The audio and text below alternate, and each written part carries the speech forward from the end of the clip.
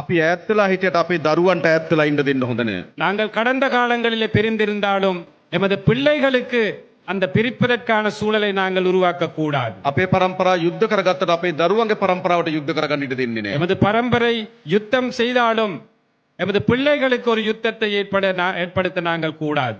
උතුරේ දකුණ නැගෙනහිර සියලු ජන දරුවන් එකට එකතු වෙන රාජ්‍යයක් බවට මේ රාජ්‍ය අපි පත් කරනවා. வடக்கு தெற்கு கிழக்கு மேற்கு என்ற அனைத்து பகுதிகளிலுமே உள்ள பிள்ளைகளை ஒன்று சேர்க்கும் ஒரு தேசிய விழாவாக நாங்கள் தேசிய அரசாங்கத்தின் முடிவுகளாக இதை நாங்கள் முன்னெடுப்போம்.